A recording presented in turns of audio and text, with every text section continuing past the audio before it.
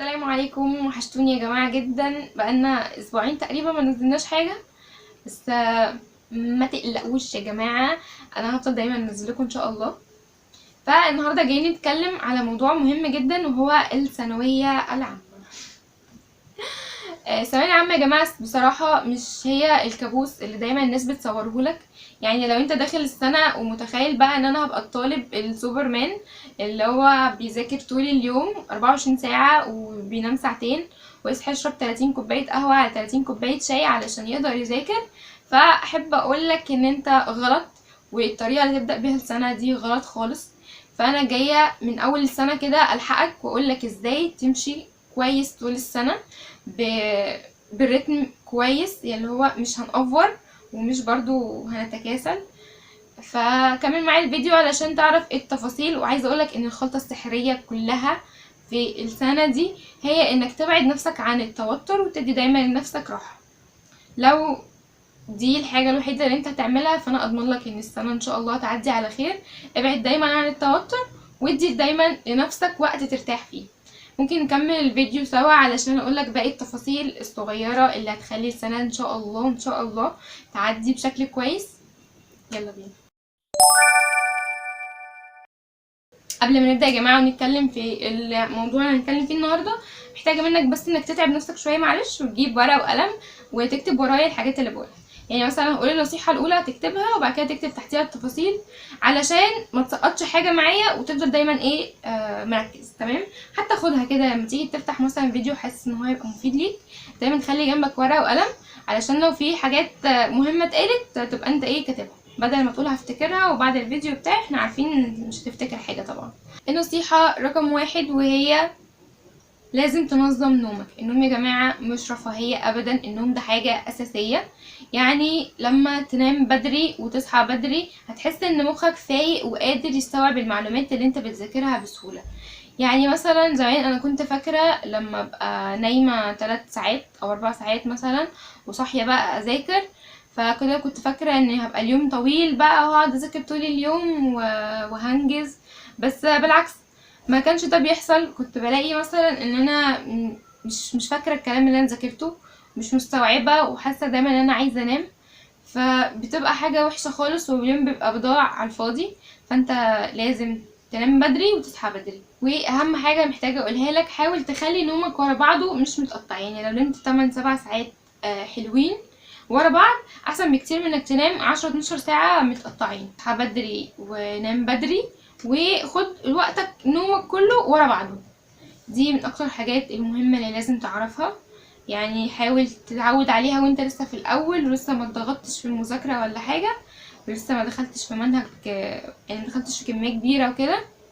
فحاول تظبط الفترة دي نومك، ظبط نومك على قد ما تقدر وخلي دايما نومك ورا بعضه. النصيحة رقم 2 هي بيئة المذاكرة. بمعنى يعني مثلا المكان اللي انت بتذاكر فيه بيفرق جدا جدا جدا. يعني مثلا لو انا هذاكر على السرير، وده مستحيل لان بعد 10 دقايق بالظبط هتلاقيني نمت، واعتقد ده برضه اللي هيحصل لك. فما ينفعش خالص تذاكر على السرير لان دماغك عارفه ان المكان ده مكان النوم، فما ينفعش ابدا تذاكر فيه. خلي مكان ثابت تذاكر فيه. يعني مثلا انا هذاكر على المكتب، فاعمل ايه بقى؟ اقوم جايبه كل حاجتي اللي انا محتاجاها جنبي، الكتب الكشاكيل الاقلام الميه الشاي، كل حاجه جنبك علشان ما تضطرش تقوم تاني. عشان عارفه شغل الاطفال ده، انا كل شويه طب انا نسيت الميه، طب انا هروح اعمل شاي، هجيب حاجه كلها. كل حاجتك تبقى جنبك على المكتب قبل ما تبدا علشان ما تقومش. عشان احنا عارفين لو انت قمت هتطلع بره تقعد تلف وتيجي هنا وتكلم ده وشوف الموبايل ومش شوف الموبايل، فمش هنذاكر النهارده. فخلي دايما المكان اللي بتذاكر فيه مكان ثابت علشان دماغك اول ما تشوف المكان ده تعرف ان ده خلاص وقت المذاكره. وحط حاجتك كلها جنبك علشان ما تضطرش تسيب المذاكرة وتقوم. النصيحة رقم 3 تحت عنوان كبير كبير خالص بيقولك ايه بقى؟ لازم نعمل جدول مذاكرة واقعي. بمعنى اني مش طبيعي خالص ان حد يقعد يذاكر 15 ساعة، يعني دي حاجة بجد مش طبيعية. وحتى لو انت سوبرمان وعملت كده وذاكرت 15 ساعة فاحب اقولك انك مش هتقدر تكمل باقي السنة على نفس الشكل ده. فجدول المذاكرة يا جماعة مهمته الأولى والأخيرة والوحيدة إن هي تخليك تستمر. يعني مثلا انا لما اذاكر النهارده ساعتين، بكره ساعتين، بعده ساعتين، دي سهله. انا سهله لما ابقى مثلا اشوف جدولي والاقي ان انا عندي مذاكره ساعتين 3 ساعات، غير لما ابص على جدولي والاقي ان انا عندي مذاكره 15 ساعه. يعني مش طبيعي. فانت حاول تخلي جدولك يكون اوقات المذاكره فيه يعني طبيعيه، بتاعت ناس طبيعيه، بتاعت شخص طبيعي يقدر يستمر عليها فتره طويله.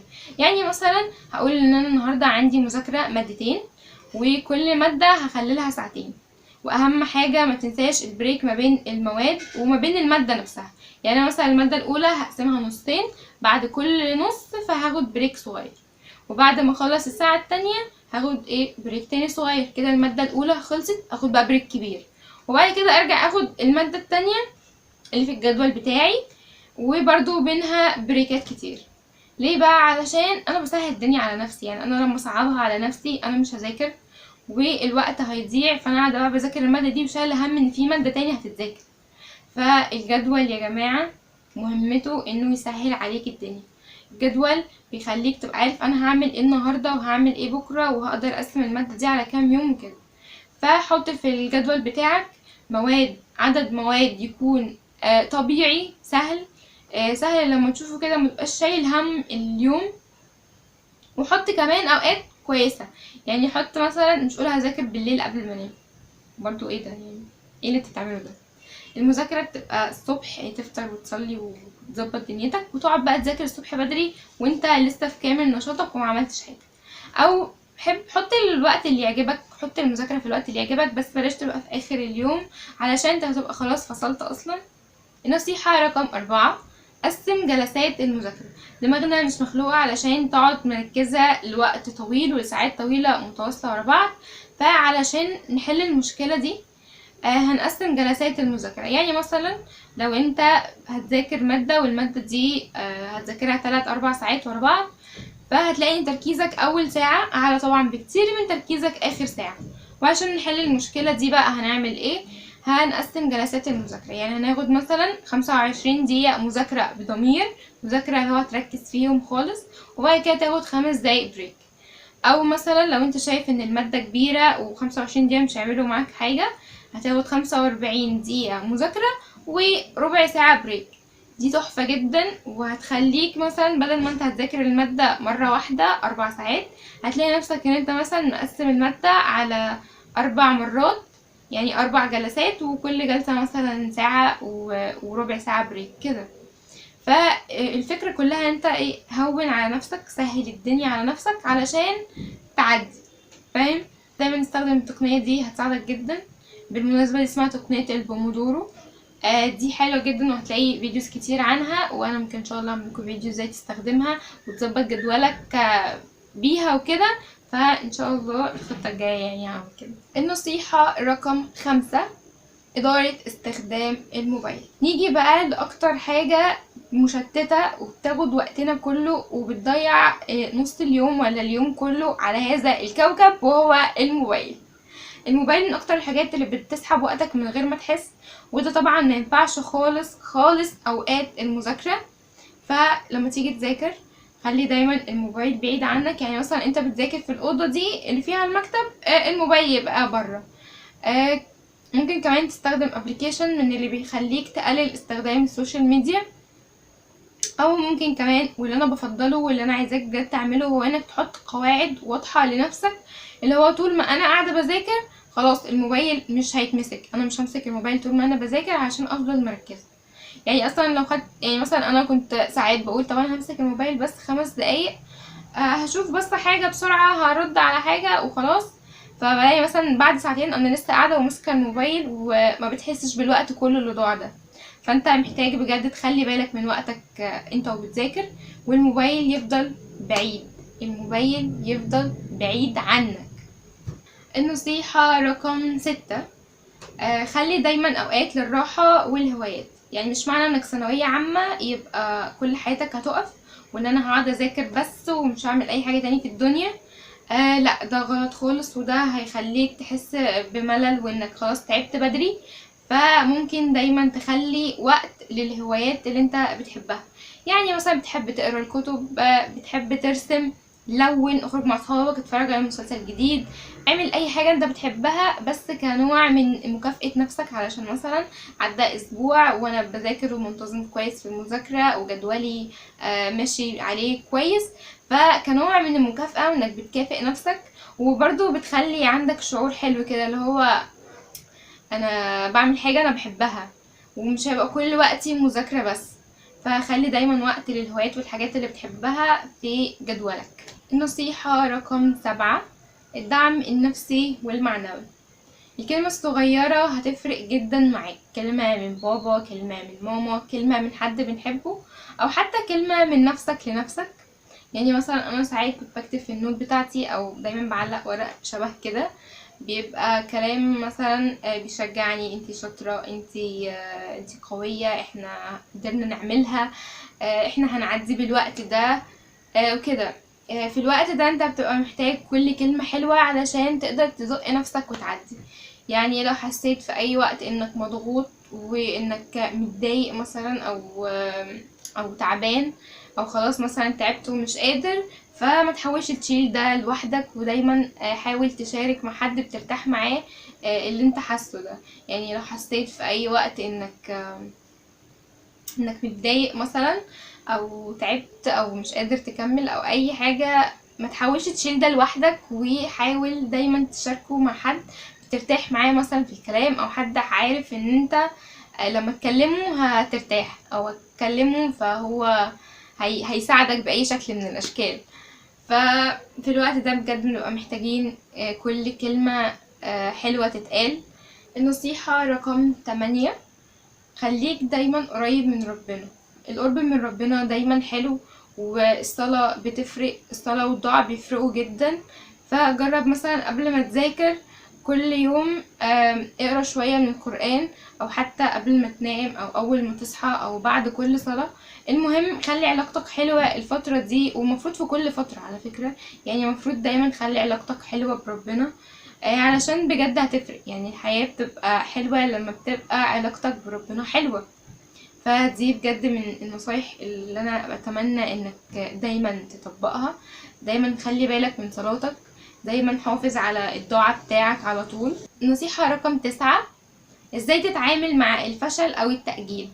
اوقات هتلاقي ان انت مأجل المذاكرة او اليوم ضاع منك، بس احب اقولك ان عادي جدا، عادي جدا ان احنا نوقع ايام مننا من غير ما نذاكر فيها. يعني اعتقد ان مفيش حد هيقعد يذاكر طول السنة كل يوم على طول. يعني خلينا نفتكر مع بعض حكمة شخص حكيم قال قبل كده ان احنا مش آلات، يعني احنا مش هنعرف نعمل طول الحاجة على طول، لازم هنوقع مننا حاجات في النص. يعني خليك رحيم مع نفسك، وبلاش يعني تقعد تقول طب انا مذاكرتش، طيب مش عارفه ايه، وكل الكلام اللي احنا عارفينه مش هيودي ولا هيجيب. بس لما تلاقي نفسك بتأجل كده وبس انت عندك سبب، يعني عندك سبب للتأجيل ده او سبب ان انت مذاكرتش النهارده، فحاول عادي يعني انسى اللي حصل وابدأ ذاكر من بكره. يعني علم نفسك ازاي تتعامل مع الاوقات اللي انت ما ذاكرتش فيها، ما تجيش قوي على نفسك فيها، يعني عادي الحمد لله. النصيحة رقم 10: دايما كافئ نفسك. اعتقد مفيش حد ما بيحبش المكافآت والحاجات الحلوة. يعني مثلا انا خلصت فصل فاجيب لنفسي حاجة حلوة، خلصت امتحان جبت فيه درجة كويسة اجيب لنفسي حاجة حلوة، خلصت جزء من مادة، خلصت مذاكرة الاسبوع، مشيت على الجدول طول الاسبوع. بعد كل مجهود تعمله لازم دايما تكافئ نفسك. احنا كبشر بنحب دايما المكافئات.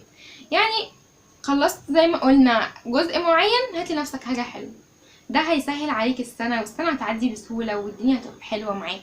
يعني دايما عامل نفسك بطريقة كويسة زي ما اتكلمنا قبل كده. مهم انك تعامل نفسك كويس، واول ما تلاقيها بتنجز هتلاقي حاجة حلوة. خدها قاعدة كده، اول ما تلاقي نفسك انجزت وعملت حاجة حتى لو بسيطة هتلاقي حاجة حلوة. وفي الاخر احب اقولك ان الثانوية العامة مش نهاية المشوار، ومش نهاية الدنيا، ومش نهاية لأي حاجة أصلا. الثانوية العامة هي مجرد محطة صغيرة في طريق طويل مليان فرص وحاجات حلوة بإذن الله. فصدقني ان اي حاجة انت بتعملها دلوقتي هتفرق جدا معاك بعدين. اي مجهود هتعمله، اي تعب دلوقتي هيروح وهيتبقالك بس النتيجة. يعني احب اقولك ان التعب كله بيتنسى، يعني مفيش حد بيفضل فاكر الوقت اللي تعب فيه، بس بيفضل فاكرين النتيجة اللي وصلنا لها. فاي حاجة تحصل فقولي الحمد لله، وان اعتقد ان شاء الله باذن الله كل حاجة هتبقى زي الفل. فاتمنى لك سنة سعيدة وسنة هادية وسنة كويسة باذن الله، وانا واثقة انك هتعدي المرحلة دي ان شاء الله بكل حاجة فيها، وهتفرح بالنتيجة باذن الله. فبس كده، استنوني عشان اعمل فيديوهات كتير شبه كده، فيديوهات تساعدك ازاي تخلي الدراسة معاك كويسة. بس كده.